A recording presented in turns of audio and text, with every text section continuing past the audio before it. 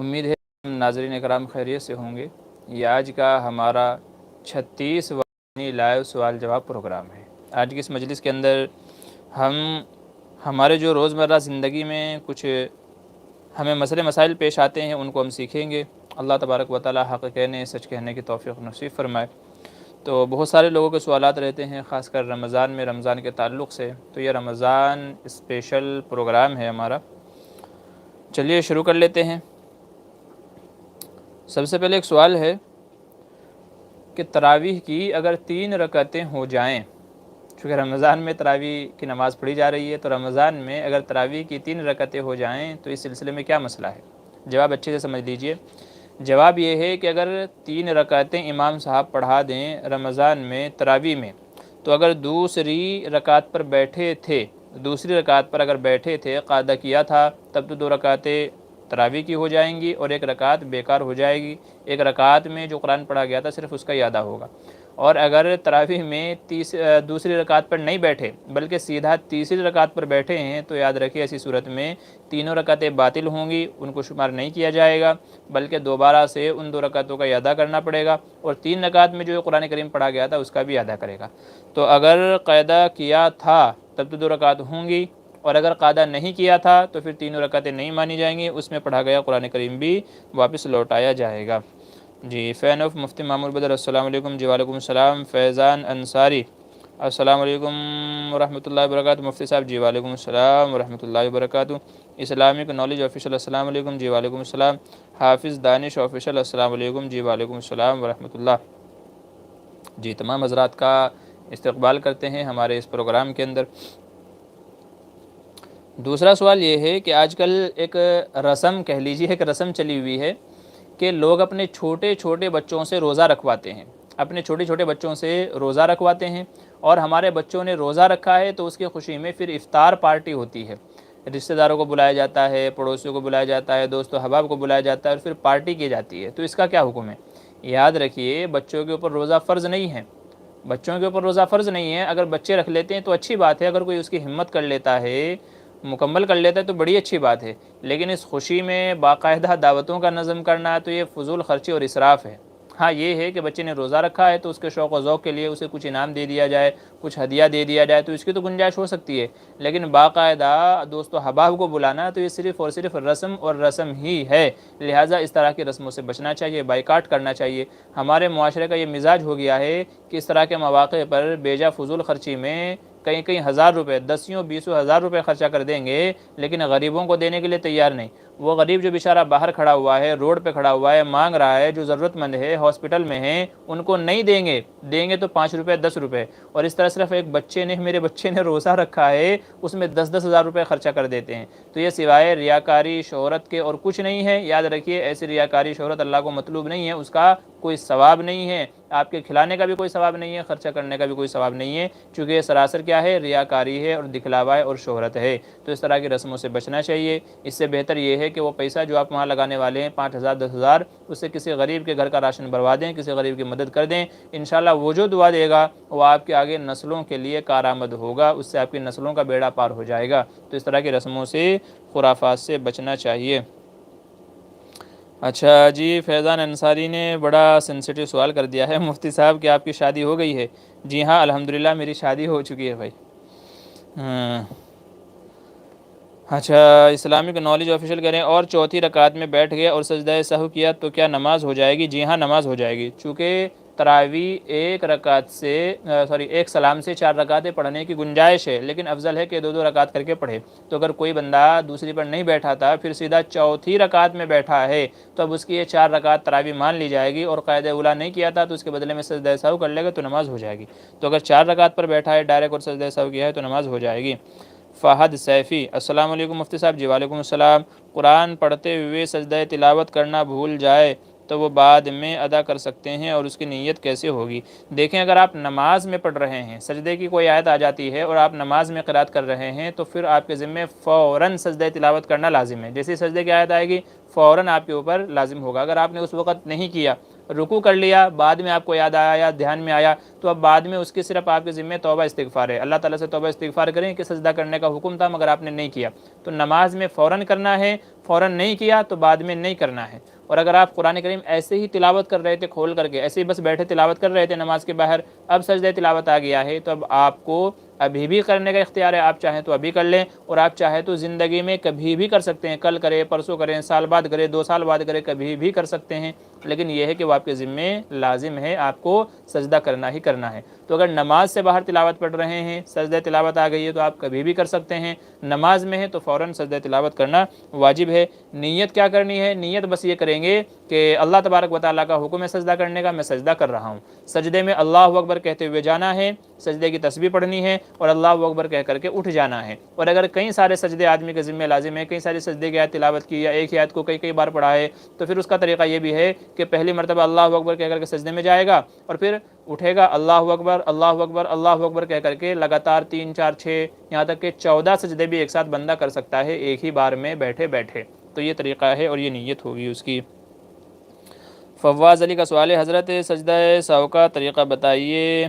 اتحیات کے بعد درود یا درود ابراہیمی کے بعد ایک سلام پھیر کے 2 سجدے کرنے، پھر اتحیات پڑھنا اور پھر درود ابراہیمی پڑھنا اور پھر دعا پڑھ کے سلام پھیرنا صحیح ہے؟ جی ہاں، یہی طریقہ ہے کہ آدمی اتحیات پڑھ لے، اتحیات کے بعد ایک طرف سلام پھیرے گا اور پھر 2 سجدے کرے گا، پھر اس کے بعد واپس اتحیات پڑھے گا، درود شریف پڑھے گا، دعائے معصورہ پڑھے گا، پھر سلام پھیر دے گا۔ تو سجدہ سہو کا یہی طریقہ ہے۔ ایک دوسرا طریقہ یہ بھی ہے کہ آدمی دعائے معصورہ تک سارا پڑھ لے، اتحیات پڑھے، درود شریف پڑھے، دعائے معصورہ پڑھے، پھر ایک طرف سلام پھیرے، پھر 2 سجدے کرے اور پھر اتحیات پڑھ کر کے سلام پھیر دے، اور چاہے تو پورا واپس دوبارہ پڑھ لے۔ تو دونوں طریقے ہیں، بہتر پہلے والا طریقہ ہے اور آسان ہے۔ فین آف مفتی معمور بدر، جی یہ ہمارے بہت بڑے فین ہیں جنہوں نے اپنا نام ہی ہمارے نام سے منسوب کیا ہوا ہے، مفتی معمور بدر فین، اللہ جزائے خیر دے، عمر میں برکت دے۔ مفتی صاحب میرا سوال ہے کہ میرے ایک کزن کی طبیعت خراب تھی، وہ ایڈمٹ تھا اور ہم نے منت مانی تھی کہ وہ ٹھیک ہو جائے گا تو 10 رکعت نفل شکرانہ ادا کریں گے، پھر ہمارے کزن کا انتقال ہو گیا، تو اب کیا شکرانہ پڑھنا ہوگا یا نہیں؟ جی نہیں، دیکھیے آپ نے منت مانی تھی کہ اگر وہ ٹھیک ہو گیا تو پڑھیں گے، اور ظاہر ہے جب ان کا انتقال ہو گیا اسی بیماری میں تو آپ کے اوپر منت پوری کرنا لازم نہیں۔ منت جب پوری کی جاتی ہے جب کہ جس کام کی منت مانی تھی وہ ہو جائے، جیسے اگر وہ شفا یاب ہو جاتے، وہ صحت مند ہو جاتے، تو پھر آپ کے ذمہ لازم تھا جن جن نے بھی منت مانی تھی، اور جب وہ شفا یاب نہیں ہوئے، اسی بیماری میں انتقال ہو گیا تو منت پوری نہیں ہوئی، تو منت کی نیتیں بھی رکعتیں پڑھنا بھی آپ کے ذمہ لازم نہیں ہے۔ فیضان انصاری، کیا دوسری شادی کرنے کی بھی خواہش ہے آپ کی؟ دیکھیں میری وائف بھی یہ باتیں سن رہی ہیں، ٹھیک ہے، تو اس لیے آپ اس طرح کا سوال نہ کریں جو بعد میں جو ہے گھر میں چکلش کا ذریعہ بن جائے۔ ویسے صحیح بولوں میں یہاں چونکہ یہ اتنے بڑے پلیٹ فارم پہ ہے تو دوسری شادی تو میں کروں گا، لیکن کب یہ مجھے بھی پتہ نہیں ہے فی الحال، لیکن الحمدللہ ارادہ ہے۔ اس کی وجوہات بھی ہیں، بہت ساری وجوہات ہیں کہ جن کی وجہ سے میں کرنا چاہتا ہوں، کروں گا، لیکن کب یہ پتہ نہیں ہے۔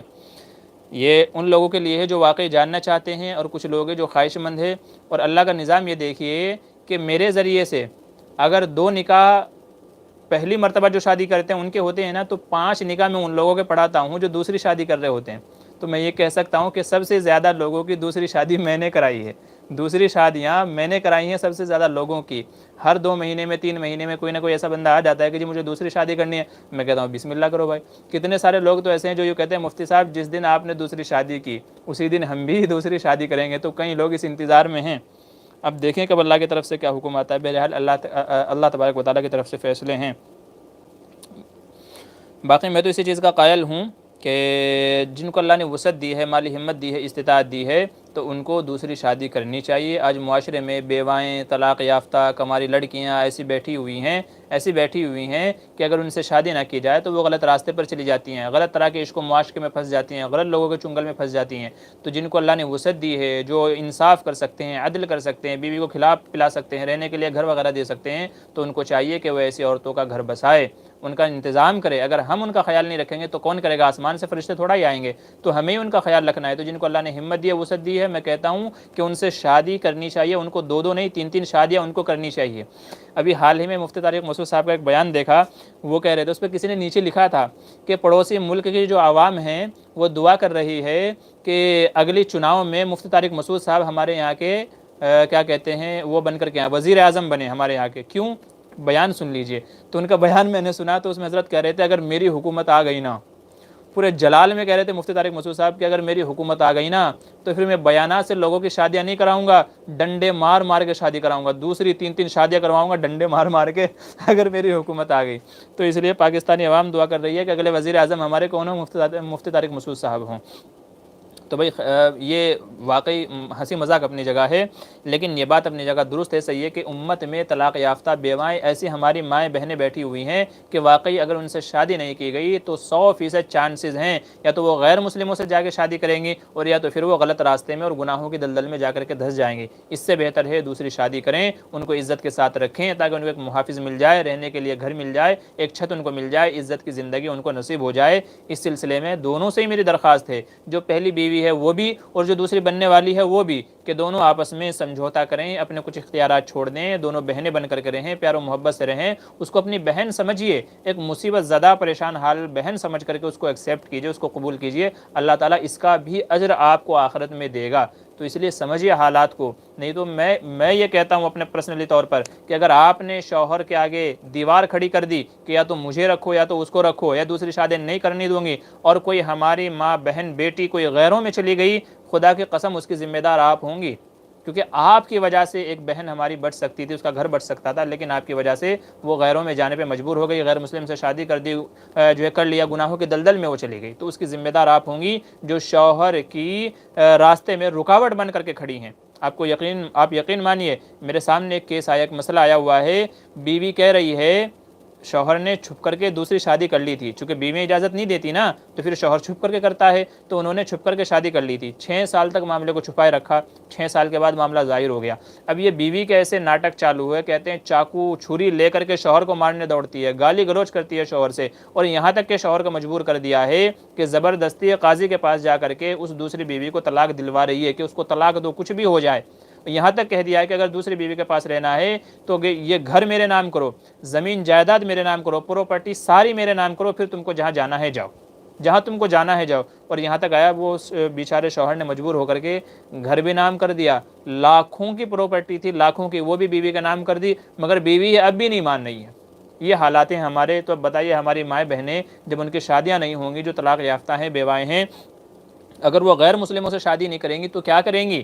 وہ گناہوں کی دلدل میں نہیں جائیں گے تو کیا کریں گے؟ وہ میں بہت کہتا ہوں اس سلسلے کو، پتہ نہیں امت کو کب عقل آئے گی، کب ان کے درد کو سمجھیں گے، اور کب امت کے اندر یہ اصلاح کا پہلو پیدا ہوگا کہ جو لوگ دوسری کر سکتے ہیں، بیویوں کو بھی اجازت دینی چاہیے اور شوہروں کو بھی دوسری تیسری شادیاں کرنی چاہیے، تاکہ امت سے جو یہ بگاڑ جو امت میں ہو رہا ہے، جو یہ خرابیاں امت میں ہو رہی ہیں، گناہ جو امت کے اندر بڑھتے جا رہے ہیں، اس کی اصلاح ہو جائے۔ وہ بہن بیٹی جو کواڑ کے پیچھے راتوں کی تنہائی میں چھپ چھپ کر کے روتی ہے کہ اس کی دیکھ ریکھ کرنے والا کوئی نہیں ہے، گھر والوں نے اس کو نوکرانی بنا کر کے رکھا ہے، سسرال والوں نے شوہر کے انتقال کے بعد نوکرانی بنا کر کے رکھا ہوا ہے، تو وہ چھپ چھپ کر کے روتی ہیں، تو ایسی ماؤں بہنوں کا بھی گھر آباد ہو جائے۔ سمجھیے، میں رو کر کے کہتا ہوں کہ سمجھیے اس چیز کو، اللہ سب کی حفاظت فرمائے۔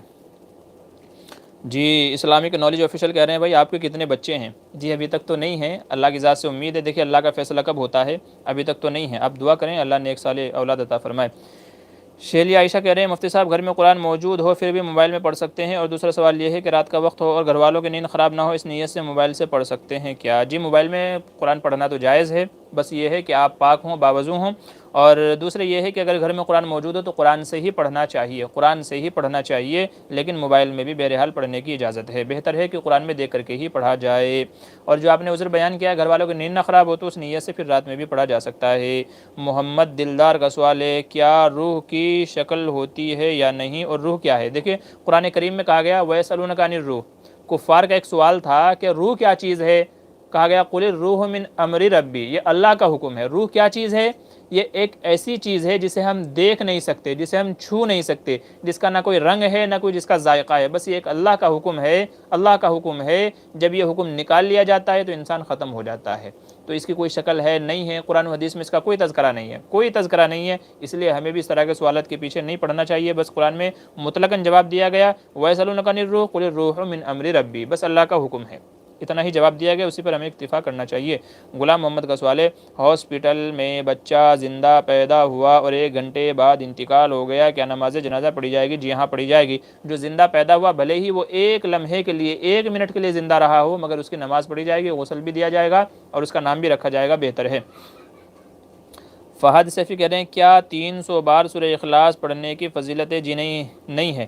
میں نے ایک ویڈیو دیکھی تھی, وہ 300 بار سورہ اخلاص پڑھنے کے 9 فائدے بتا رہے تھے. بھائی اس کے رد میں اس کے اگینسٹ میں نے ویڈیو بنائی ہے, آپ وہ دیکھ لیجئے, اس میں تفصیل سے میں نے ساری باتیں بتائی ہیں. تو وہ جو مولوی صاحب جو بتا رہے ہیں 300 بار سورہ اخلاص پڑھنے کے 9 فائدے, ایسا کسی حدیث میں نہیں ہے, ٹھیک ہے. تو اس طرح کے جو ہے وظائف میں نہیں بچنا چاہیے, اس طرح کی چیزوں میں نہیں پڑھنا چاہیے. اسلام کی تعلیم ٹی وی کہہ رہے ہیں مفتی صاحب ایک سوال ہے کہ 2 لڑکیاں ہیں, ایک مسلم ہے ایک ہندو, اور دونوں کسی حادثے میں مر جائیں اور پتہ نہ چلے کہ کہاں کی ہیں اور کس مذہب کی ہیں, تو مسلم لڑکی کو کیسے پہچانیں؟ جی دیکھیں, یہ صرف ایک آزمائشی سوال ہے. یہ کیا ہے؟ آزمائشی سوال. اس طرح ہوتا نہیں ہے, ٹھیک ہے. اس طرح آج تک ہوا بھی نہیں ہے کوئی واقعہ, الا یہ کہ دنگے فسادات وغیرہ ہوئے ہوں تو ایک الگ بات ہے, لیکن اس میں کوئی پہچاننے بھی نہیں جاتا کہ بھئی کس کا کیا ہے کیا نہیں ہے. یہ ایک آزمائشی سوال ہے, اور اس میں تحریری میرا بڑا لمبا جواب میں نے اس کا لکھا ہوا ہے, الحمدللہ تحریر میں اس کا جواب میرے پاس موجود ہے. البتہ علماء نے بعض علامتیں بیان کی ہیں پہچاننے کی. اگر پتہ نہ چلے کہ جو لڑکی ہے یہ مطلب لاش کہہ لیجئے, مسلم ہو غیر مسلم ہو, تو مرد ہو یا عورت ہو, تو مسلم ہے غیر مسلم ہے پتہ نہ چلے تو کیسے پہچانیں گے؟ تو اس کی بعض علامتیں علماء نے بیان کی ہیں. جیسے اگر ہندو ہوگی تو ماتھے میں سندور ہوگا, گلے میں منگل سوتر ہوگا, ہاتھ میں کچھ اور چیزیں ہوں گی. ایسے ہی اگر عورت ہوگی تو یہ دیکھا جائے گا کہ یہ جو لاش ملی ہے یہ مسلم آبادی سے قریب ہے یا غیر مسلم آبادی سے قریب ہے. تو جس بستی کے جس آبادی کے قریب ہوگی تو سمجھا جائے گا کہ یہ انہی میں سے ہے اور انہی میں سے اس کا انتقال ہوا ہے. دوسرے یہ ہے کہ ڈی این اے ٹیسٹ وغیرہ کرا سکتے ہیں, ٹیسٹ وغیرہ کرا سکتے ہیں. ایسے ہی ختنہ کا ہونا ہے, ختنہ اگر ہے تو اس سے بھی معلوم پڑ جائے گا کہ مسلم ہے یا غیر مسلم ہے. اور تو اس طرح کی کچھ علامتیں ہیں, کچھ چیزیں ہیں کہ جن کے ذریعے سے ہم پہچان سکتے ہیں کہ یہ لاش کس کی ہے کس کی نہیں ہے. بہرحال اگر آپ کو تفصیلی مسئلہ چاہیے تو آپ مجھ سے واٹس ایپ پر رابطہ کیجئے, میں اس میں انشاءاللہ آپ کو بتا دوں گا. بہت ساری علامتیں, بہت ساری چیزیں ہیں. بہت سارے لوگوں نے ایک عجیب طریقہ اس میں نکالا ہوا ہے. ایک عجیب طریقہ ہے کیا کہ اس کی شرمگاہ پر پانی ڈالا جائے اور پھر وہ پانی گھوڑے کو پلایا جائے. اگر گھوڑا پانی پی لے گا تو مسلم کی ہے, نہیں پیے گا تو ہندو کے. یاد رکھیے یہ ساری فالتو کی باتیں ہیں, بے فائدہ بکواسات ہیں. تو اس طرح کے جتنے ٹوٹ کے بتائے جاتے ہیں نا, یوں کرو منہ کرو, تو ایسا کوئی بھی طریقہ نہیں ہے. بس وہی ہے کہ علامتیں دیکھ کر کے پہچانا جائے گا کہ مسلم والی علامتیں ہیں کہ ہندو والی علامتیں ہیں.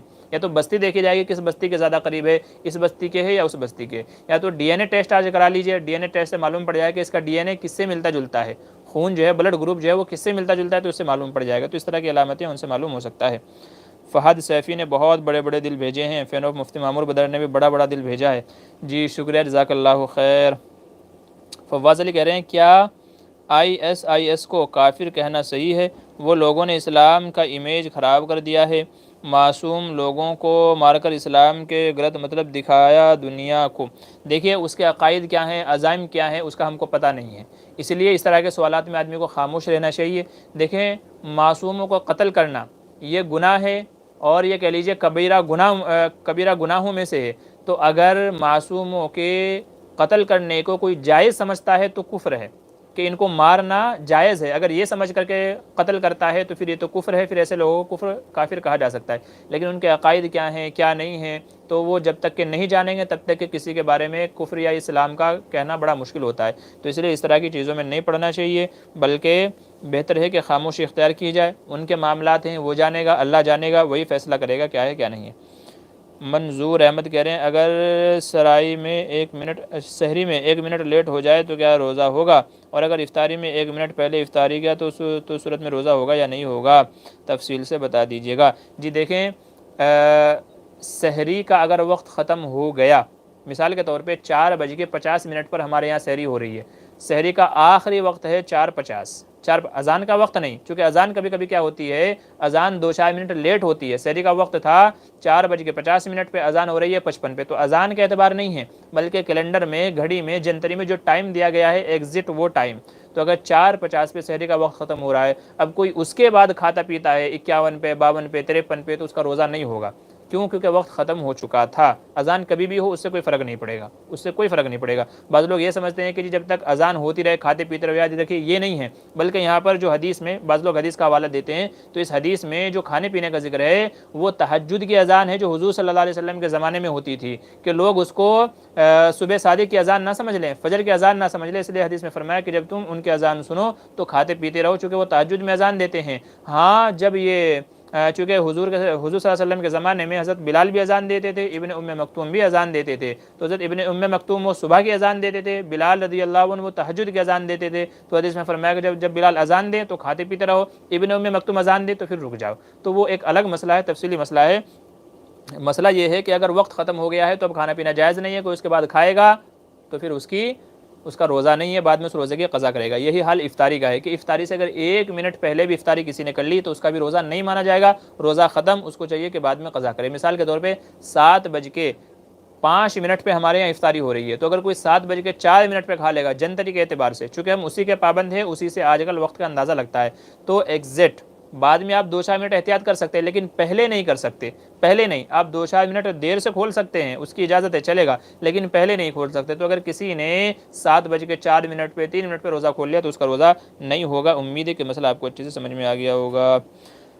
اچھا جی, عرفان گوہر کہہ رہے ہیں شادی کی صحیح عمر کیا ہے؟ جب بالغ ہو جائے تو اس کی شادی کر سکتے ہیں, کوئی مسئلہ نہیں ہے. شادی کی عمر جو ہے وہ بلوغت ہے, بالغ ہو جائے تو اس کی شادی کبھی بھی کی جا سکتی ہے, کیونکہ وہ ہم بستری پر قادر ہو چکا ہوتا ہے, اس کے ذریعے سے نسل کا سلسلہ شروع ہو سکتا ہے. تو بالغ ہونے کے بعد ہمارے دیار میں عموماً یہ ہوتا ہے کہ جب لڑکا تھوڑا کچھ کمانے لگ جائے, گھر کی ذمہ داریاں اٹھانے لگ جائے, میچور جسے کہا جاتا ہے, تو جب میچورڈ ہو جاتا ہے اس کے بعد اس کی شادی کی جاتی ہے, جس کی عمر تقریباً 15 سال سے لے کر کے 25 سال تک ہے. یہ عمر سب سے مناسب ہے, 15 سال سے لے کر کے 25 سال تک کے بچوں کی شادی کر دینی چاہیے. وہ ہر علاقے میں ہر جگہ سچویشن الگ ہے, تو وہ اپنے علاقے اور اپنے یہاں کے عرف کے اعتبار سے شادی کر سکتے ہیں. فہد سیفی کہہ رہے ہیں اللہ ہمیں دوبارہ مفتی صاحب کے نکاح کے چھوارے کھانے کی توفیق عطا فرمائے. واجب, کیا بات ہے, کیا دعا کی ہے, کیا دعا دی ہے, ماشاءاللہ, آمین آمین. اچھا جی, محمد فرحان کہہ رہے ہیں السلام علیکم ورحمۃ اللہ وبرکاتہ. مفتی صاحب کسی شخص کو خواب کی حالت میں لذت محسوس ہوئی, بیداری کے بعد کپڑوں یا جسم پر تری نہیں تو کیا غسل واجب ہے؟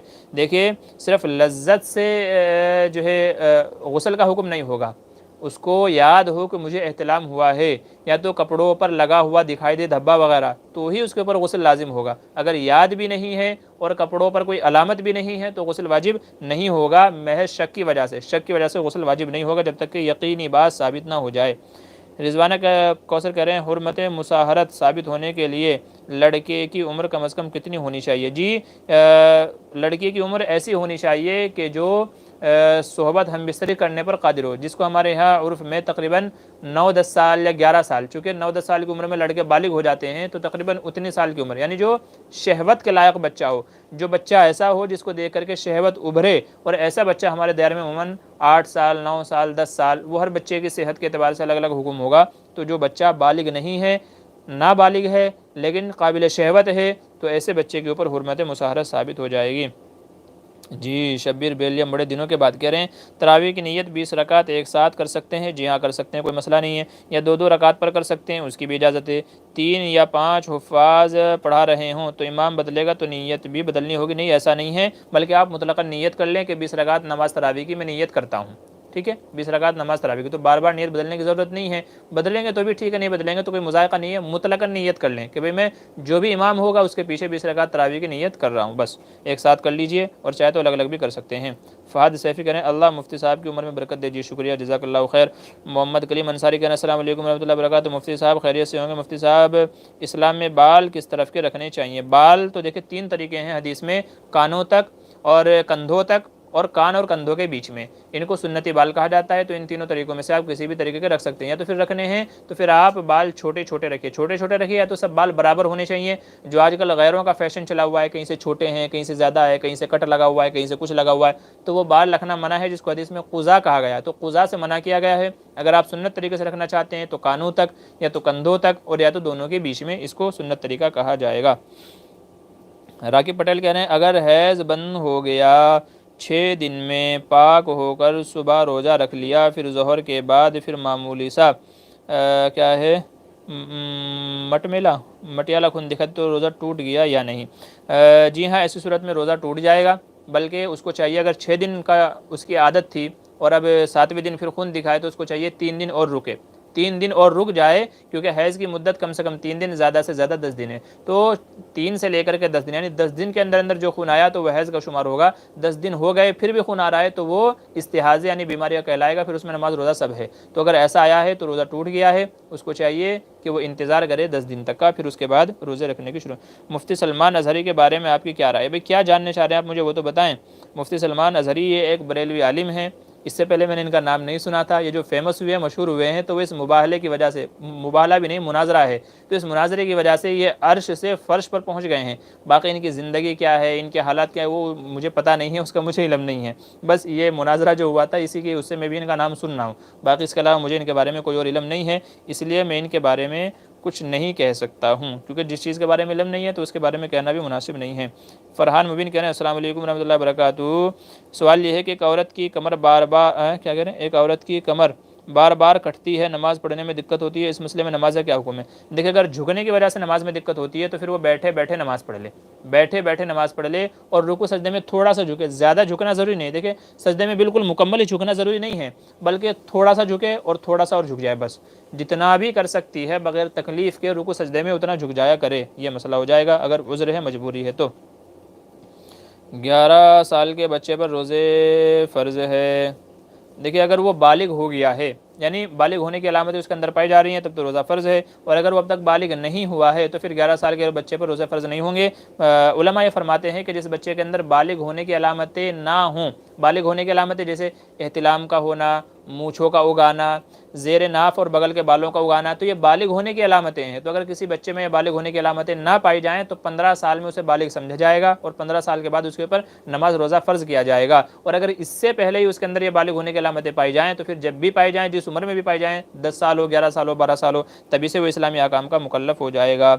रिजवाना कौसर कह रहे हैं आपका व्हाट्सअप नंबर क्या है, बता दीजिए। जी, मेरी जो लेटेस्ट वीडियो है उसके डिस्क्रिप्शन में आपको मेरा नंबर मिल जाएगा। हर वीडियो के डिस्क्रिप्शन में मेरा नंबर रहता है, वहाँ से ले लीजिए। इस्लामिक नॉलेज ऑफिसर कह रहे हैं शहरी का वक्त सुबह सादिक तक है या उससे पहले? जी, सुबह सादिक तक शहरी का वक्त है, उसके बाद फजर का वक्त शुरू हो जाता है। ठीक है, तो फजर की अजान यानी सुबह सादिक जिसको कहा जाता है, तो तभी तक शहरी का वक्त है। इस्लाम की तालीम टीवी कह रहे हैं व्हाट्सएप पे वॉइस भेजी थी मैंने, आपने लिखे जवाब दिया था, जबकि मैंने कहा था वॉइस भेजिए। भाई ऐसा है कि वॉइस जो है ना, वो कभी कभी भेज देते हैं और कभी कभी मुख्तसर जवाब देना होता है ना, तो हाँ ना में बस मैं लिख के भेज देता हूँ, फिर उसका वॉइस में जवाब नहीं देता हूँ, क्योंकि ज़ाहिर सी बात है कि सामने वाला समझ जाएगा, तो वो कोई ज़रूरी नहीं है।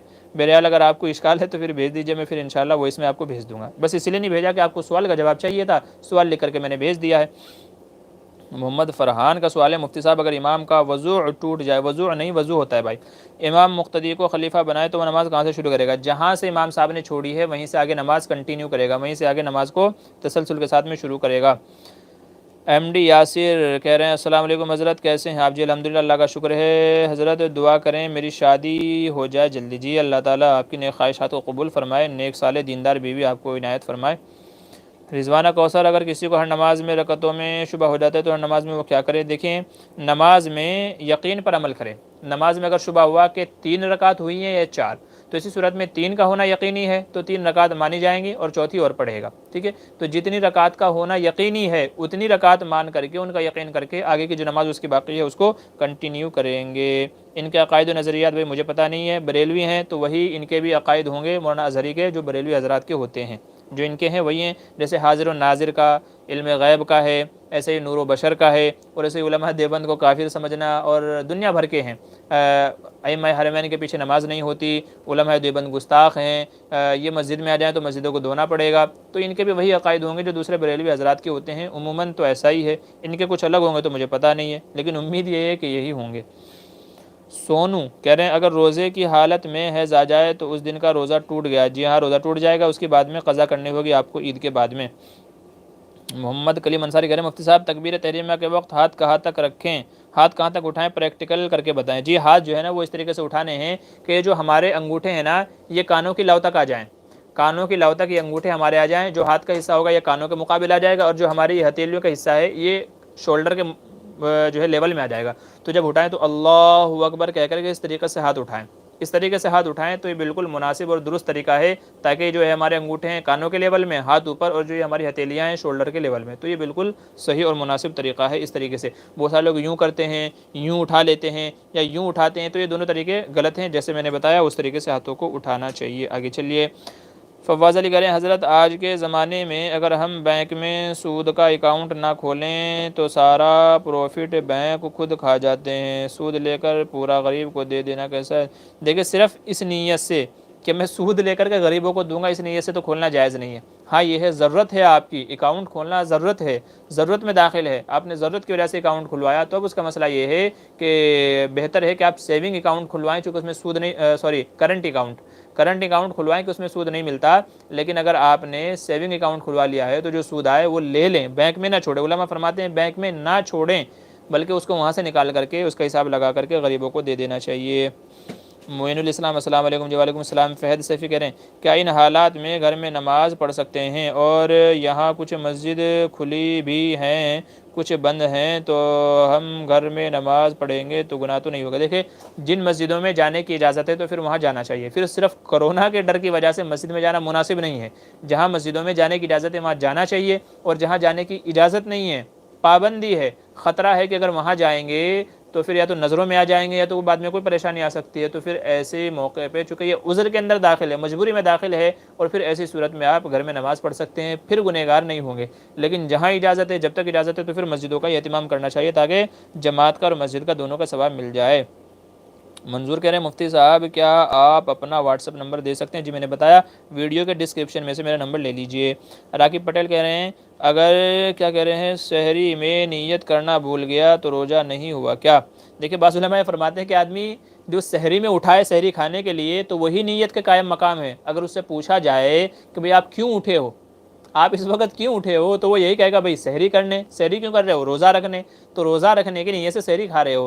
تو بعض علماء یہ فرماتے ہیں کہ سحری میں بندے کا اٹھ جانا ہی اس کی نیت کے قائم مقام ہے، تو اس لیے اگر سحری میں نیت نہیں کی تو بھی روزہ ہو جائے گا۔ البتہ یہ ہے کہ اگر زوال سے پہلے زوال سے یعنی تقریباً 11 ساڑھے 11 بجے جو زوال کا وقت ہوتا ہے، کیلنڈر میں دیکھ لیں جنتریوں میں، تو زوال سے پہلے آدمی اپنی نیت کر سکتا ہے روزے کی، تو اس کا روزہ ہو جائے گا، ٹھیک ہے، اس کا روزہ ہو جائے گا۔ تو یہ طریقہ ہے۔ اچھا اقبال شیخ السلام علیکم۔ جی وعلیکم السلام۔ غلام محمد کہہ رہے ہیں مفتی صاحب ایک پہلا کا واقعہ ہے، ہاسپٹل میں بچہ زندہ پیدا ہوا اور 1 گھنٹہ بعد انتقال ہو گیا، نماز جنازہ پڑھتے مگر نام رکھے نہیں ہوا، تو کیا اب نام؟ جی بس اب تو کوئی مسئلہ نہیں ہے، جب ہو گیا تو ہو گیا، اب تو کوئی مسئلہ نہیں ہے۔ اسی وقت رکھ لینا تھا تو اچھی بات تھی، اب کوئی ضروری نہیں ہے کہ آپ جو ہے نام رکھیں، اب کوئی ضروری نہیں ہے۔ عارف ڈونگرے کہہ رہے ہیں سال بھر ہر نماز کے بعد امام لوگ سنانا ہو جائے، کیا کہہ رہے ہیں امام لوگ سنانا ہو جائے، کیا کہہ رہے ہیں آپ بھائی تھوڑا سا اس کو واضح کر دیجئے۔ اقبال شیخ کیا کریں مولانا اگر خلا ہونے کے بعد شوہر اور بیوی لوٹنا چاہے عدت کی مدت سے پہلے تو تجدید نکاح کرنا ہوگا؟ جی دیکھیں خلا میں جو طلاق ہوتی ہے وہ طلاق بائن ہوتی ہے، تو جب عدت گزر جائے تو واپس نکاح کرنا پڑے گا نئے مہر کے ساتھ میں۔ اگر شوہر نے طلاق بائن میں 1 یا 2 طلاق دی تھی، 3 طلاق نہیں دی تھی، خلا میں بھی 3 طلاق آدمی دے سکتا ہے کہ تیرے کو 3 طلاق، تو تینوں طلاق ہو گئی، خلا بھی ہو جائے گا۔ تو اگر 3 طلاق نہیں دی تھی، 1 یا 2 طلاق دی تھی، ٹھیک ہے، تو جب عدت گزر جائے گی تو پھر اس کے بعد میں دوبارہ نکاح کر سکتے ہیں نئے مہر کے ساتھ میں، ٹھیک ہے، اس میں رجوع نہیں ہوگا، خلا میں رجوع نہیں ہوتا، بلکہ عدت گزارنے کے بعد دوبارہ نکاح ہی ہو سکتا ہے جبکہ 3 طلاق نہ دیے ہوں۔ اچھا سونو کہہ رہے ہیں آپ قرآن سکھا سکتے ہیں؟ جی ہاں بالکل سکھا سکتے ہیں، میں سکھاتا ہوں، بہت سارے لوگ ہیں، کچھ لوگ سعودی سے سیکھتے ہیں، کچھ لوگ کہیں اور سے سیکھتے ہیں، تو جن کو قرآن سیکھنا ہے یا عربی سیکھنی ہے یا تو تفسیر وغیرہ جن کو پڑھنی ہے تو وہ اپنا رابطہ کر سکتے ہیں، انشاءاللہ ان کا مسئلہ حل ہو جائے گا۔ محمد کلیم انصاری کہہ رہے ہیں مفتی صاحب فطرے کے پیسے کو مسجد کی تعمیرات کام میں دینا کیسا ہے؟ فطرے کے پیسے دیکھیں فطرہ اور زکوٰۃ یہ دونوں مسجد میں نہیں لگتی، فطرہ اور زکوٰۃ جو ہے یہ غریبوں کا حق ہے تو غریبوں کو ہی دینا لازم ہے، فطرہ اور زکوٰۃ مسجد میں نہیں لگے گی، غریبوں کو دیا جائے۔ مسجد کی جو امداد کرنی چاہیے وہ فی سبیل اللہ امداد کی رقم سے کرنی چاہیے، تو مسجد میں فطرہ بھی نہیں لگے گا، چونکہ فطرے کا جو مقصد حضور صلی اللہ علیہ وسلم نے بتایا آدمی کے گناہوں کا کفارہ جو رمضان میں ہو جاتے ہیں روزے کی حالت میں، فطرے کا مقصد ہے تو گناہوں کا کفارہ ہے، اور بھوکے کے کھانے پینے کا نظم ہے، تو بھوکے کا کھانا پینا جب ہی ہوگا جب آپ بھوکے کو دیں گے، اگر مسجد میں لگا دیں گے تو کیسے ہوگا؟ تو اس لیے فطرہ اور زکوٰۃ مسجد میں نہیں ہوگا۔ ہاں فی سبیل اللہ جو ہم صدقہ نکالتے ہیں بس ایسے ہی اللہ بلا دور کرنے کے لیے جو صدقہ نکالتے ہیں تو وہ صدقہ دیا جا سکتا ہے، زکوٰۃ فطرہ مسجد میں نہیں دیا جا سکتا ہے۔ ٹھیک ہے، شبیر بیلم کہہ رہے ہیں شکریہ جزاک اللہ، ابھی کورونا کی وجہ سے لوگ پریشان ہیں تو کیا فجر میں قنوت نازلہ شروع کرنا چاہیے جس میں بیماری سے شفا کی دعا بھی ہو جائے؟ جی ہاں، ان حالات میں علماء نے قنوت نازلہ کی اجازت دی ہے، چونکہ قنوت نازلہ کا علماء نے جو موقع بیان کیا ہے کب پڑھی جائے، علماء فرماتے ہیں کہ جب مسلمانوں پر عمومی مصیبت آئے، عمومی بیماریاں ہوں، مصیبت ہوں، دشمن کی طرف سے خطرہ ہو، کچھ بھی ہو، تو جب عمومی مصیبت آئے تمام مسلمانوں پر، یا مسلمانوں کا ایک شہر کا یا ایک ملک کا اکثر حصہ اس بیماری کے اندر یا پریشانی کے اندر مبتلا ہے، تو جب اکثریت پر کوئی مصیبت آئے تو اس وقت قنوت نازلہ پڑھنا جائز ہے۔ جب شروع میں پہلی لہر آئی تھی 2020 کے اندر تب بھی ہم نے قنوت نازلہ پڑھی تھی، اب تک تو نہیں پڑھ رہے ہیں، لیکن بہت سارے احباب نے سوال کیا ہے اور بہت ساری مسجدوں میں یہ شروع ہے، تو اس کورونا کو بھگانے کے لیے قنوت نازلہ پڑھی جا سکتی ہے، چونکہ یہ وبائی بیماری ہے، عام مصیبت ہے، پوری دنیا ہی اس کے اندر مبتلا ہے، تو اس لیے اللہ تعالیٰ سے شفا یابی کے لیے قنوت نازلہ ان حالات میں پڑھی جا سکتی ہے، کوئی حرج نہیں ہے۔ اچھا آگے چلیے، سین اللہ بڑی دیر میں حاضر ہوئے ہیں، السلام علیکم مفتی صاحب۔ جی وعلیکم السلام۔ فیض صافی کریں کیا کنڈیشن لگا کر زکوٰۃ دے سکتے ہیں؟ مثلاً کہ آپ کسی کو زکوٰۃ دیتے وقت یہ کہہ دیں کہ آپ اپنا کرایہ دے دیں تو ایسے زکوٰۃ لگ جائے گی کیا؟ دیکھیے آپ کا اس طرح کہنا درست نہیں ہے، کنڈیشن لگا کے نہیں دے سکتے، آپ کا کام ہے زکوٰۃ دے دینا، اب وہ سامنے والے کی مرضی ہے، کیا پتہ اس کو کرایہ دینے سے زیادہ کھانے پینے کی ضرورت ہو، کپڑے کی ضرورت ہو، یا کوئی اس کے اوپر قرضہ ہو اس کو دینے کی ضرورت ہو، تو کنڈیشن لگانی نہیں چاہیے، بلکہ آپ اس کو زکوٰۃ دے دیں۔ ہاں آپ ساتھ میں یہ کہہ سکتے ہو بھائی زکوٰۃ میں اس لیے دے رہا ہوں کہ تمہارے خرچے وغیرہ ہیں تو پورے ہو جائیں، تو اشارتاً تو کہہ سکتے ہو، لیکن یہ نہیں کہ آپ کو یہیں دینا ہے، تو یہ شرط لگانا کہ آپ کا غلط ہے، تو یہ شرط لگا کر کے آپ زکوٰۃ نہیں دے سکتے، اور اگر آپ نے دے دی ہے تو وہ سامنے والے کے لیے اس کی مرضی ہے، وہ جہاں چاہے اس کو استعمال کریں، اس کی مرضی ہے، اس کے لیے ضروری نہیں ہے کہ آپ وہ اس کو اسی میں استعمال کریں، ٹھیک ہے؟ تو اس لیے آپ کے لیے شرط لگانا درست نہیں ہے، تو بنا شرط لگائے دینی چاہیے تاکہ وہ جس مصرف میں چاہے جس جگہ چاہے اس کو خرچہ کر سکے۔ اقبال شیخ کریں مولانا شوہر اور بیوی کووڈ کی وجہ سے گھر سے نہیں نکل سکتے ہیں اور خلا ہونے کے بعد نکاح کرنا ہے تو کیا کیا جا سکتا ہے اور ان کے پاس گواہ بھی نہیں ہیں؟ جی جو ایسے شخص ہیں تو ان سے مجھ سے رابطہ کرا دیجیے، انشاءاللہ تو میں ان کا نکاح کرا دوں گا، میرے پاس ایک خاص طریقہ ہے، مخصوص طریقہ ہے، تو انشاءاللہ میرے سے رابطہ کر لیجیے گا، بعد میں تو کوئی نہ کوئی راستہ نکل آئے گا۔ کچھ طریقے ہیں جو مولانا لوگوں کو پتہ ہوتے ہیں لیکن وہ بتاتے نہیں ہیں ہر ایک کو، تو وہ کہتے ہیں نا کہ بلی نے شیر کو سارے داؤں سکھا دیے تھے مگر ایک اپنے پاس رکھ لیا تھا پیڑ پہ چڑھنے والا، تو جب شیر اس کو کھانے بھاگا تو وہ پیڑ پہ چڑھ گئی، تو بولا یہ داؤں مجھے کیوں نہیں سکھایا؟ بولے یہ اس لیے نہیں سکھایا تھا، مجھے پتا تھا کہ تو واپس میرے اوپر حملہ کرے گا، تو اسی لیے تیرے کو یہ داؤں نہیں سکھایا تھا۔ تو کچھ چیزیں ہوتی ہیں جو علماء اپنے پاس بھی روک کر کے رکھتے ہیں۔ بہرحال تو اگر کسی کا ایسا مسئلہ ہے تو آپ مجھ سے رابطہ کرا دیجیے گا، انشاءاللہ میں اس کا کوئی نہ کوئی جو بھی اس کی شکل ہے صحیح، تو انشاءاللہ جائز شکل نکال کر کے ان کا مسئلہ بہرحال حل ہو جائے گا انشاءاللہ۔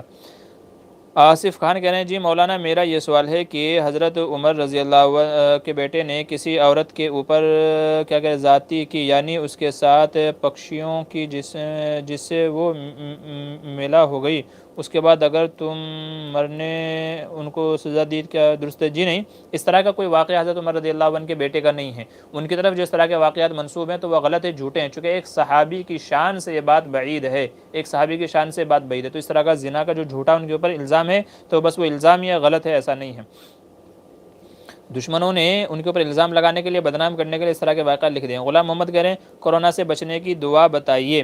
جی میں انشاءاللہ ایک ویڈیو اپلوڈ کرنے والا ہوں ابھی آج کل میں انشاءاللہ، بلکہ کوشش کروں گا کہ آج ہی اپلوڈ ہو جائے، تو ہمارے ایک دوست ہیں مولانا امجد رحمانی، انہوں نے ایک چھوٹی سی کتاب تیار کی ہے، اس میں مخصوص دعائیں ہیں کورونا اور اس جیسی بری بیماریوں سے بچنے کے لیے، تو انشاءاللہ آپ وہ کتاب اگر آپ کو چاہیے، وہ چھوٹی سی کتاب ہے، تو آپ مجھ سے رابطہ کیجیے، واٹس ایپ پہ میں آپ کو PDF میں بھیج دوں گا، نہیں تو انشاءاللہ ویڈیو کے ڈسکرپشن میں بھی وہ دعائیں آپ کو بھیج دوں گا، تو بڑی مفید دعائیں ہیں، مجرب دعائیں ہیں، تو تمام حضرات ان دعاؤں کا اہتمام کریں، آپ مجھ سے رابطہ کر لیجیے گا ٹیلی گرام پہ یا واٹس ایپ پہ، تو انشاءاللہ میں آپ کو بھیج دوں گا۔ اقبال سے کریں تو فون پہ نکاح ہو سکتا ہے یا نہیں؟ جی اس کی ایک خاص شکل ہے، وہ میں انشاءاللہ میں آپ کو بعد میں بتا دوں گا، یا تو فون پہ نکاح کرنا کیسا ہے، فون پہ نکاح ہو سکتا ہے یا نہیں، تو میری ایک ویڈیو ہے، آپ وہ دیکھ لیجیے گا، تو ویڈیو موجود ہے۔ सोनू कह रहे हैं व्हाट्सएप में आपसे कांटेक्ट है, ठीक है, आप रमज़ान में सिखा। जी जी, आप रब्ता कर लीजिएगा, ठीक है ना, इंशाल्लाह। तो मैं आपको बता दूंगा क्या उसका निज़ाम रहेगा और किस तरीके से हम लोग आगे लेकर के चलेंगे, ठीक है। तो क्या तरतीब रहेगी मैं इंशाल्लाह आपको बता दूंगा। रागिब पटेल कह रहे हैं अगर किसी ने ये कबूला हो कि मेरा फ़ला काम हो जाए तो मैं 10 कुरान पढ़ूँगा, मगर साल हो गया 10 कुरान अभी पूरे नहीं हुए हैं तो गुनाह होगा क्या? जी देखिए, मन्नत मानी थी और काम हो गया है। कुरान पढ़ना चूँकि इबादत है तो इसकी मन्नत मान ली जाएगी, मोतबर होगी। तो अगर कुरान पढ़ने की मन्नत मानी थी तो उसके ज़िम्मे लाजिम है कि कुरान पढ़े। जितनी देरी करता जाएगा उतना ही गलत है, बेहतर है कि जितनी जल्दी हो जाए। वैसे तो मन्नत का मसला ये है कि ज़िंदगी में कभी भी उसके ज़िम्मे लाजिम है कि उसको अदा कर दे, कभी भी, लेकिन जितनी जल्दी अदा कर देगा उतना ही बेहतर है। तो बेहतर है जितनी जल्दी जल्दी 10 कुरान मुकम्मल कर दे, बेहतर है, ताकि बरी ज़िम्मा हो जाए। आरिफ डोंगरे कह रहे हैं आपकी तफसीर किताब की शक्ल में हो तो इसका फ़ायदा आम मतन होगी या फिर PDF की शक्ल में हो तो? देखिए, मैं जो तफसीर करता हूँ इस वक्त तो वो कई सारी किताबों से मुताला करने के बाद में करता हूँ, कई सारी किताबों से। हाँ, कोई अगर बंदा हो रोज़ाना की हमारी तफसीर को सुन करके उसको राइटिंग की तहरीर की शक्ल में दे दे तो उसकी फिर आगे चल करके इंशाल्लाह एक किताबी शक्ल हो सकती है। अगर कोई साथी अज़रा सवाब इस चीज़ के लिए तैयार हो जाता है और वो इसको मुख्तसरन दूसरे लोगों के फ़ायदे के लिए कि सब के लिए और जो लिखने वाला बंदा है उसके लिए भी एक सदक़ा जारिया ये हो जाए, तो अगर कोई बंदा इस चीज़ के लिए तैयार हो जाए कि वो रोज़ाना 1 घंटा निकाल करके उसको राइटिंग में तहरीर में ले आए, फिर हमें भेज दे, इंशाल्लाह लिखवा लेंगे किसी से, जो किसी ना किसी से। तो आप रफ़ पे अगर उसको लिख करके हमें भेज देते हैं तो इंशाल्लाह किसी ना किसी से उसको कंप्यूटराइज़ करा लेंगे और इंशाल्लाह किताबी शक्ल में भी आ जाएगी। तो अगर कोई साहिब तैयार हो जाए उसके लिए सदक़ा जारिया समझ करके तो बड़ी अच्छी बात है। नहीं, मैं तो कई सारी किताबों से मुताला करने के बाद में फिर ये तफसीर करता हूँ, कई सारी किताबें हैं। अच्छा, आगे चलिए। मोहम्मद कलीम अंसारी कह रहे हैं जज़ाकुमुल्लाहु खैरल जज़ा, अल्लाह जल्ल जलालहू आपकी उम्र में इल्म में बरकत अता फरमाए। जी शुक्रिया, जज़ाकल्लाह, आमीन अल्लाहुम्मा आमीन। तारिक ऑफिशियल कह रहे हैं अभी के ज़माने में कुफू में कौन सा ख़ानदान बड़ा है, सैयद या कुरैशी? देखिए, कुरैशी या सैयद ये बड़े ख़ानदान, इसका मदार उसके ऊपर नहीं है, ठीक है, इसका मदार इसके ऊपर नहीं है कि ये कुरैशी ख़ानदान से ये उससे, बल्कि कुफू का मतलब ये है कि आदमी जिस बिरादरी में करे, जो भी उसकी बिरादरी है, वो चाहे सैयद है, कुरैशी है, अंसारी है, शेख है, जो भी लोग हैं, तो हर एक एतबार उसका वही है। अगर आप ये देखने जाएंगे कि ये सैयद बिरादरी ये बड़ी है, ये कुरैशी बिरादरी है ये बड़ी है, तो ऐसा नहीं है। बल्कि कुरान में अल्लाह ताला ने फरमाया इन्न अक्रमकुम इंदल्लाहि अत्काकुम, अल्लाह के नज़दीक तकवे वाला आदमी ज़्यादा क्या है, मोअज़्ज़ज़ है। अब कोई कुरैशी है लेकिन शराबी है, और कोई दूसरी बिरादरी का है, शेख है, अंसारी है, लेकिन बड़ा अल्लाह वाला है, तो इसके ऊपर कोई बड़ा और छोटे का मदार ही नहीं है, बल्कि तकवे के ऊपर मदार है। तो आदमी किसी भी बिरादरी से ताल्लुक़ रखता हो, अगर अच्छे अमल वाला है तो मुअज़्ज़ज़ है, इज़्ज़त वाला है, अगर अच्छे अमल नहीं है तो फिर अल्लाह के नज़दीक उसकी कोई हैसियत नहीं है, तो इसलिए इसका कोई एतबार ही नहीं है। हाँ, बिरादरी में अगर आप निकाह कर रहे हैं तो फिर वो देखा जाएगा, फिर वो देखा जाएगा, कुरैशी है तो कुरैशी में, सैयद है तो सैयद में, अंसारी है तो अंसारी में, तो वो मसला अलग है। लेकिन कौन सी बिरादरी मुअज़्ज़ज़ है इसका एतबार नहीं है। रह गया सिर्फ मसला ये कि सैयद, तो सैयद चूँकि हुज़ूर सल्लल्लाहु अलैहि वसल्लम की नस्ल से है तो इस एतबार से उनकी फ़जीलत है कि भाई सैयद हुज़ूर के ख़ानदान से हैं तो उनकी फ़जीलत एक गुना हासिल है।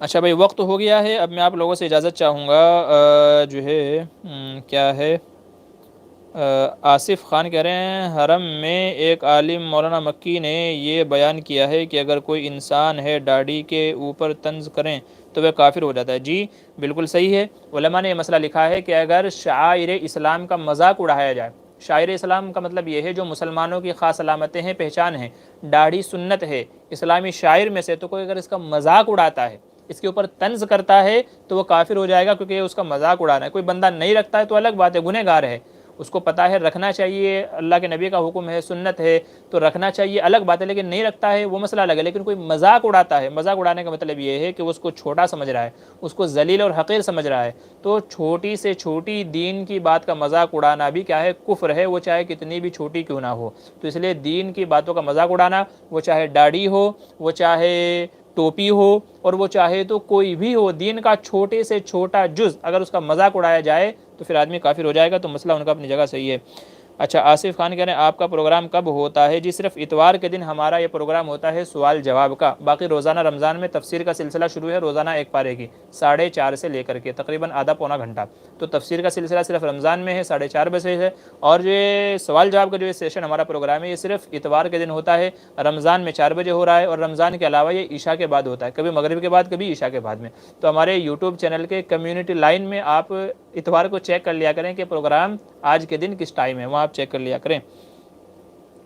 جی اپنا نمبر کمنٹ کر دیجئے۔ جی میرا نمبر آپ ویڈیو کے ڈسکرپشن میں دیکھ لیجئے، کوئی بھی میری ویڈیو اوپن کیجئے جو میں نے آج اپلوڈ کی ہو یا کل اپلوڈ کی ہو، تو ویڈیو کے ڈسکرپشن میں میرا نمبر آپ کو مل جائے گا، وہاں سے میرا نمبر لے لیجئے، یا تو ہمارے چینل کا جو اباؤٹ ہے، ہوم ہے، ویڈیو ہے، پلے لسٹ ہے، کمیونٹی ہے، آخر میں آئے گا اباؤٹ، تو ہمارے چینل پہ جو اباؤٹ لکھا ہوا ہوتا ہے سب سے لاسٹ کا جو آپشن ہے، تو اباؤٹ پہ ٹچ کیجئے، وہاں بھی آپ کو ہمارا نمبر مل جائے گا۔ آگے چلیے، فہد سیفی کہہ رہے ہیں جزاک اللہ مفتی صاحب، جی شکریہ، اللہ آپ کو بھی جزاک خیر عطا فرمائے۔ سونو کہہ رہے ہیں اگر روزے کی حالت میں کیا کہہ رہے ہیں اسٹیم لے لیں تو روزہ ٹوٹ جائے گا کہ؟ جی ہاں اسٹیم لینے کا روزہ ٹوٹ جائے گا، میں بھی 2 دن پہلے ہی مسئلہ اس سلسلے میں اپلوڈ کیا تھا کہ روزے کی حالت میں اسٹیم بھاپ اگر لے لیتے ہیں، بھاپ لینے سے روزہ ٹوٹ جائے گا، چونکہ بھاپ کی شکل میں پانی ہمارے ناک اور منہ کے ذریعے سے اندر جاتا ہے، تو پانی بھاپ کی شکل میں منہ اور ناک کے ذریعے سے اندر جاتا ہے، تو اس لیے بھاپ لینے سے اسٹیم لینے سے روزہ ٹوٹ جائے گا، تو روزے کی حالت میں اسٹیم لینے سے بچیں۔ اچھا اور کس کا سوال ہے بھائی؟ اب اور سوال نہ کریں۔ نمبر 1 تو یہ ہے کہ میں روزے کی حالت میں ہوں، نمبر 2 یہ مجھے ابھی قرآن بھی یاد کرنا ہے، تراویح کے لیے قرآن سنانا ہے، دور کرنا ہے اس کے لیے، اور نمبر 3 یہ کہ نماز کا وقت قریب ہوتا جا رہا ہے، تو اس لیے رحم کھائیں اور آگے سوال نہ کریں۔ بس 1-2 حضرات کے سوال ہیں، ان کا جواب دے کر کے میں پروگرام ختم کرتا ہوں، انشاءاللہ پھر اگلے ہفتے آپ لوگوں سے ملاقات ہوگی۔ اچھا جی غلام محمد کہہ رہے ہیں اگر بیٹا یا بیٹی ماں باپ کی نافرمان ہو، دونوں کا انتقال ہو گیا ہو، اب ایسا کیا کریں کہ قیامت کے دن فرمانبردار بن کر اٹھائے جائیں؟ دیکھیے اگر ماں باپ کا انتقال ہوا ہے اور اولاد زندہ ہے، نافرمان اولاد زندہ ہے، تو حدیث میں فرمایا گیا ماں باپ کے لیے دعائے مغفرت کریں، ان کے لیے ایصال ثواب کریں، تو اس کو فرمانبردار لکھ دیا جاتا ہے۔ اگر ماں باپ کا انتقال ہو گیا، اولاد نافرمان تھی، اب بعد میں احساس ہو رہا ہے، تو ان کے حق میں دعائے مغفرت کریں، ایصال ثواب کریں، صدقہ خیرات کریں، تو اس اولاد کو فرمانبردار لکھ دیا جاتا ہے۔ اور اگر اولاد نافرمان تھی اور اولاد ہی کا انتقال ہو گیا، ماں باپ زندہ ہیں، تو اب ایسی صورت میں اگر ماں باپ اولاد کو معاف کر دیں گے سچے دل سے، تو پھر انشاءاللہ وہ بھی فرمانبرداروں میں لکھ دیے جائیں گے۔ سونو بہت بہت شکریہ آپ کا، آپ سوالوں کے جواب دے جی، ٹھیک ہے شکریہ، جزاک اللہ آپ حضرات کا بھی۔ طارق آفیشل کیا کہہ رہے ہیں اگر کوئی قریشی سید لڑکی سے شادی کرنا چاہے، جی کر سکتے ہیں، کوئی مذائقہ نہیں ہے، سید قریشی سید میں، انصاری شیخ میں، وہ کر سکتے ہیں، کوئی مذائقہ نہیں ہے اس میں، بس یہ ہے کہ لڑکا لڑکی کا لیول ایک ہو، یعنی جس حیثیت کی لڑکی ہے لڑکا بھی اسی حیثیت کا ہونا چاہیے، خوبصورتی میں، مال و دولت میں، حسن جمال وغیرہ میں، کئی ساری چیزیں ہیں جو کفر کے اندر آتی ہیں، ٹھیک ہے۔ تو آج کل تو سب کوکٹیل ہو گیا ہے، ہمارے ایک جو ہے دوست ہیں پروفیسر ٹیچر، وہ کہتے تھے کہ ممبئی میں عجیب حال ہے، ماں امبولی باپ تمبولی، بچے پیدا ہو رہے سید، تو ماں کسی خاندان کی ہے، باپ کسی اور خاندان کے، اور بچے آگے کسی اور خاندان سے اپنے آپ کو منسوب کر لیتے ہیں، کچھ اور برادری اپنے نام کے ساتھ میں لکھ لیتے ہیں، تو آج کل تو ایسا ہو رہا ہے۔ بہرحال ایک خاندان کا ایک برادری کا دوسری برادری میں نکاح کرنا جائز کیا جا سکتا ہے۔ مفتی صاحب کس عمر میں شادی کرنی چاہیے؟ بھئی اس کا جواب میں شروع میں دے چکا ہوں کہ 15 سال سے لے کر کے 25 سال تک کی عمر صحیح ہے، 15 سال سے لے کر کے 25 سال تک کی عمر صحیح ہے۔ اگر لڑکا خرچے وغیرہ اٹھا سکتا ہے، اخراجات برداشت کر سکتا ہے، گھریلو حالات اچھے ہیں، اس کے اندر بھی طاقت ہے، صحت ہے، تو یہ عمر بہت مناسب ہے۔ پھر 25 سال کے بعد آپ جتنا لیٹ کرتے جائیں گے تو پھر آپ جتنی چاہے لیٹ کر لیجئے، آپ بڑھاپے میں بھی شادی کر سکتے ہیں، کوئی مذائقہ نہیں ہے، لیکن 15 سال سے 25 سال کی عمر بہت مناسب ہے۔ بہتر ہے کہ 18-20 سال کی عمر میں کر دینی چاہیے، تاکہ جیسے ہی جوانی کے جوش آئیں، غلط خیالات آئیں، غلط ماحول، غلط چیزیں آدمی کو بہکانے لگیں، تو اس کو حلال ذریعہ مل جائے، تو 15-18 سال کی عمر میں کر دینی چاہیے، تاکہ غلط راستوں سے، غلط کاریوں سے، بدکاریوں سے بچے کی حفاظت ہو جائے، تو جلدی شادی کر دینی چاہیے۔ تراویح کی کیا کہہ رہے ہیں گجرات، آصف خان کیا کہہ رہے ہیں تراویح گجرات کتنے پاروں کی تراویح پڑھاتے ہو؟ جی بھائی روزانہ ایک پارہ چل رہا ہے ہمارا، روزانہ ایک پارہ، انشاءاللہ 29 دن میں مکمل ہوگا، آپ حضرات دعا کریں اللہ استقامت نصیب فرمائے اور خیر و عافیت سے جی مکمل کرنے کی۔ اچھا آصف خان کہتے ہیں تراویح کی اجرت لینا کیسا ہے، تراویح کا ہدیہ لینا کیسا ہے؟ بھئی اس سلسلے میں علماء کے دونوں قول ہیں، بعض نے لینے کی اجازت دی ہے اور بعض نے منع کیا ہے۔ میری کئی ویڈیو ہیں اس سلسلے میں، مفتی ظفر علی خان صاحب کی بھی ویڈیو ہے، مفتی سعید احمد صاحب پالنپور کی بھی ویڈیو ہے کہ خوشی کے مواقع پہ علماء کو دینا چاہیے، ان کی خدمت کرنی چاہیے، جس میں سے خوشی کا موقع رمضان بھی ہے۔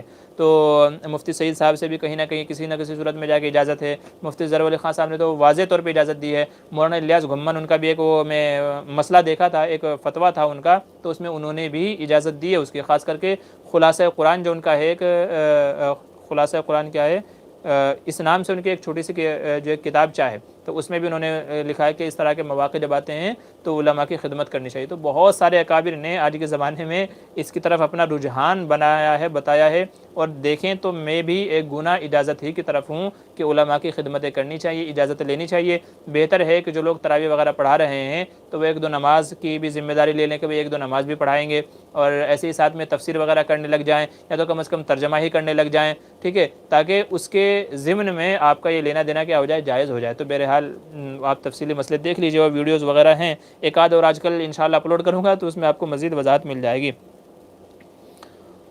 کوئی اور سوال نہ پوچھے؟ جی جی بالکل صحیح ہے، ٹھیک ہے، میں تراویح پڑھا رہا ہوں، دورے کی درخواست، جی انشاءاللہ ٹھیک ہے، چلیے اجازت دیجیے۔ اللہ تبارک و تعالیٰ سب لوگوں کی جائز تمناؤں کو، نیک خواہشات کو پورا فرمائے۔ اللہ تعالیٰ جو ہم نے مسائل پڑھے ہیں، سیکھے ہیں، ان کے مطابق عمل کی توفیق نصیب فرمائے۔ اللہ تعالیٰ سب کی جان کی، مال کی، عزت کی، آبرو کی حفاظت فرمائے۔